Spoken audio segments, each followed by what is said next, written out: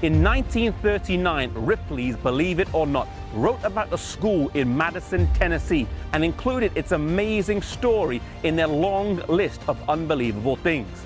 They reported that it was the only college in America that was self-supporting, meaning it operated without external funds, income, or endowments.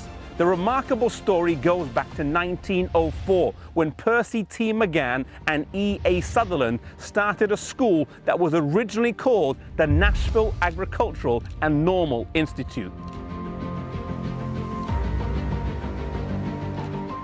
Here in Madison, Tennessee, just 10 miles north of Nashville, one of America's most remarkable and innovative schools started.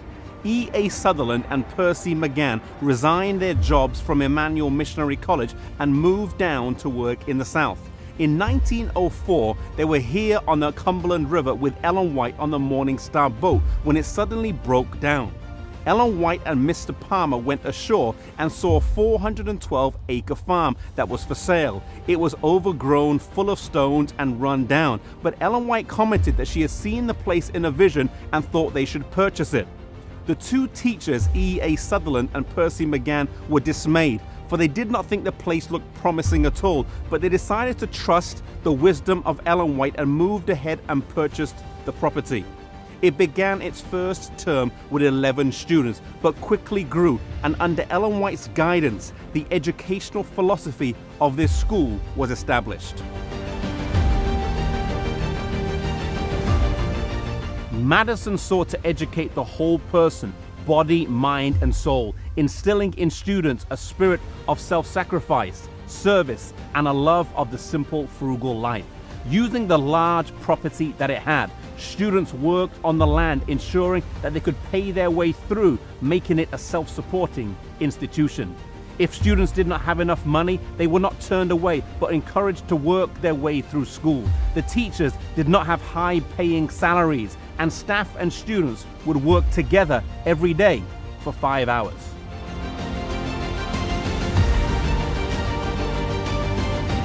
The focus of Madison was to be different. Athletics and sports programs were not included, but instead there was a strong emphasis on mission work. The purpose was to train self-supporting, domestic and foreign missionary workers and teachers. The education given at the Madison School is such as will be accounted a treasure of great value by those who take up missionary work in foreign fields. If many more in other schools were receiving a similar training, we as a people would be a spectacle to the world, to angels, and to men.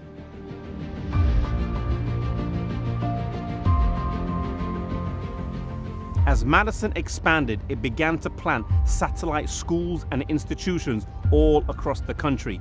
By 1914, there were 40 schools with 1,000 students. In 1947, these self-supporting entities formed the Association of Seventh-day Adventist Self-Supporting Institutions, or ASI. Once a year, they would meet here at Madison for a self-supporting workers' convention, laying the foundation for the annual ASI convention that continues to this day.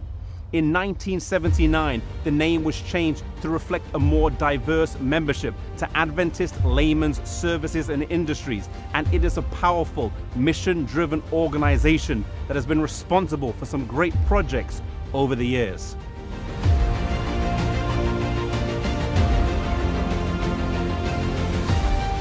Unfortunately, the school would sadly close in 1964, and the reasons are complex and many. Madison pioneered the self-supporting work, not to be confused with independent ministries. Ellen White spoke strongly in favor of the self-supporting work, saying in the book Welfare Ministry, page 64, there is a large field open before the self-supporting gospel worker. Self-supporting work was and is to work harmoniously with the organized work, and the collaboration between these two entities will make the gospel work doubly effective.